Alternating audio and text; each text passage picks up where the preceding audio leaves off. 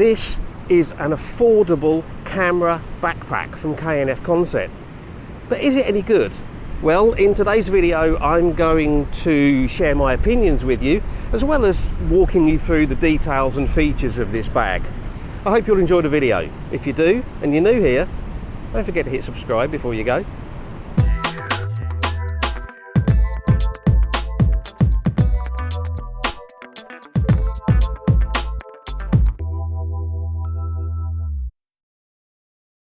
Hi everyone, thanks for joining me for another One Wednesday, the extra video I put out one Wednesday every month when I do things like gear reviews, and that's what I'm doing today.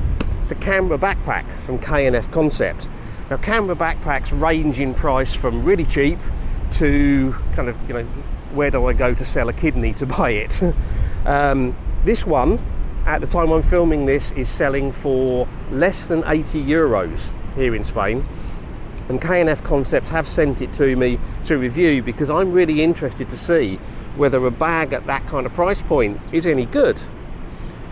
I wanted to do this video kind of in two sections. I wanted to do a section when I've taken it out, I've carried it around for a while, used it for some photography, which is why I'm out today. But I also wanted to do a walkthrough and an exploration of the bag.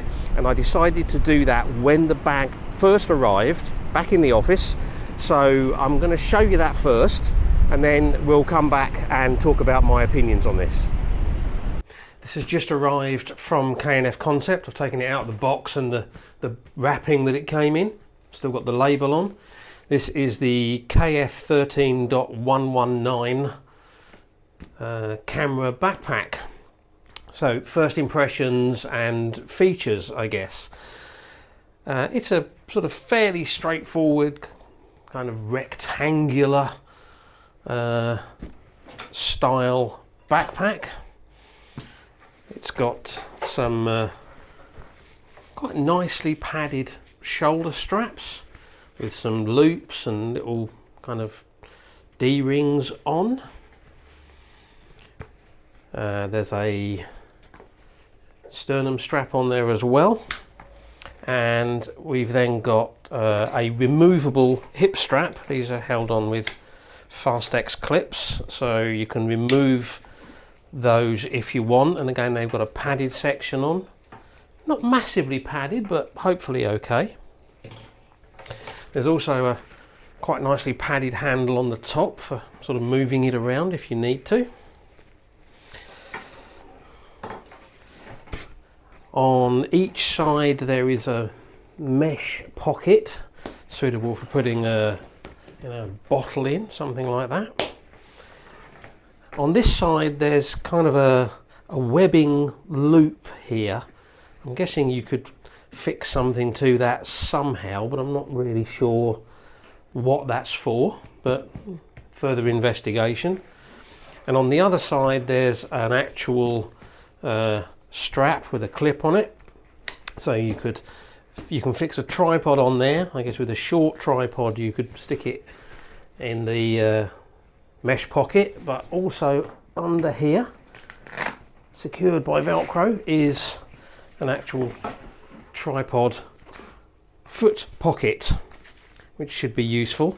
The only thing I'm wondering there, and something I'll have to check out when I get this out in the field, is with a longer tripod like I'm using, is the foot pocket and that strap going to be enough to hold it nice and stable, or is it going to wobble around? I guess that's something we'll find out. The material of the bag, it feels quite nice. It's not massively thick, but it feels quite good.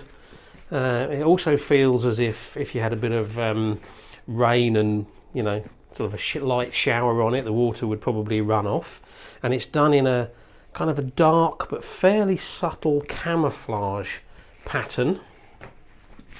The bag itself is not very heavy. I think it weighs something like about 1.7 kilos, so it's not a massively heavy bag, which is good.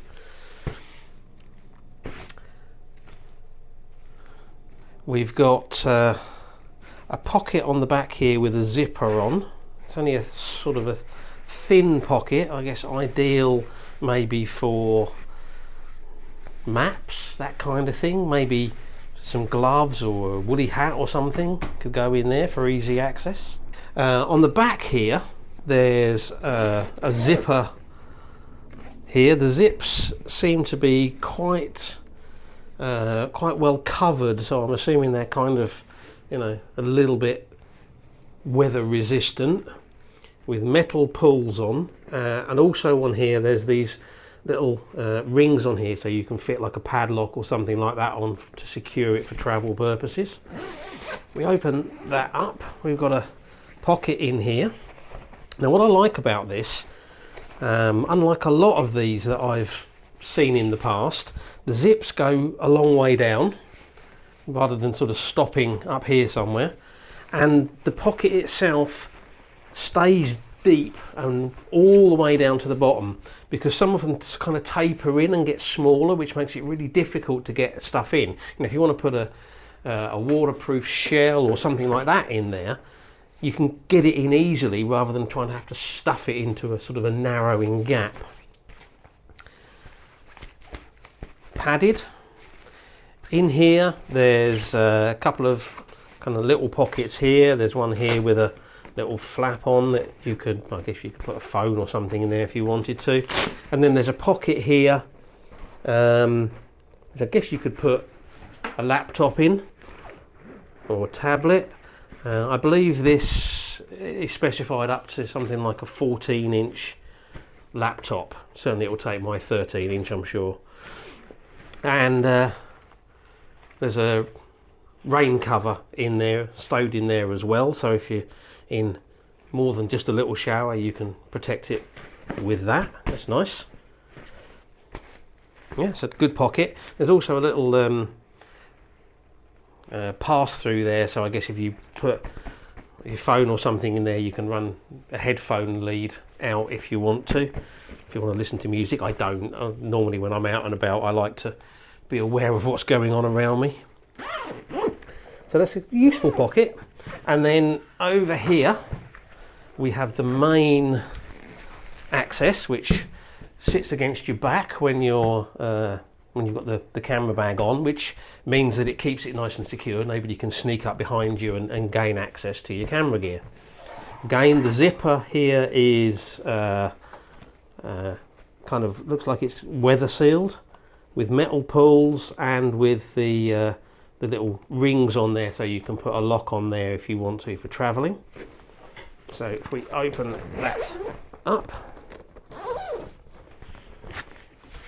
okay, so good thing, again, some of these bags, the zippers don't go down all the way down, and it means that the flap keeps shutting on you, but this one is staying nice and open. There's another pocket in here which again would be good for a laptop in there, and I think that's actually, if I was using this for travel, that's where I'd put a laptop, because it keeps it nice and secure against my back. And then there's another kind of inner mesh lid here to get to the camera gear. If we open that up,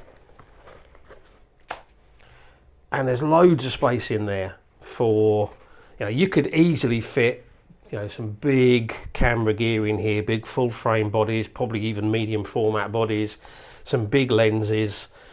It may look like it's probably overkill for the small gear that I'm choosing to use nowadays, but that just means it gives me plenty of options in terms of how I lay it out for maximum convenience in the field, so I can have everything nice and easily to hand.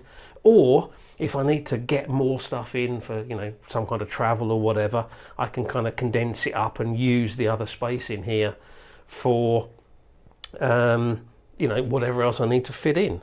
So yeah, that's looking pretty good. Pretty good indeed. So that's going to keep everything nice and secure. There's some nice padding on this bit here to go against your back.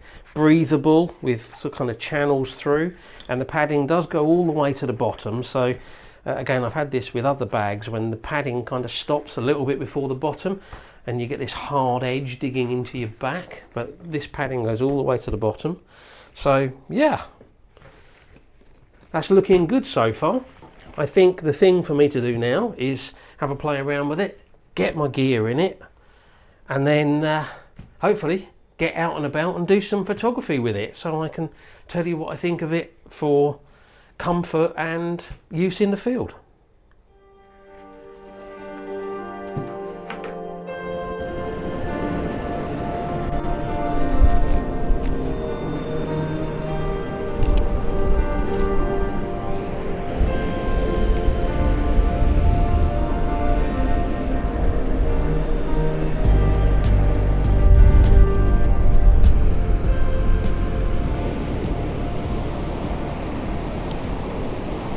We've had appallingly bad weather here for the last nearly 3 weeks. Heavy rain, wind, it's been not conditions to go out in at all.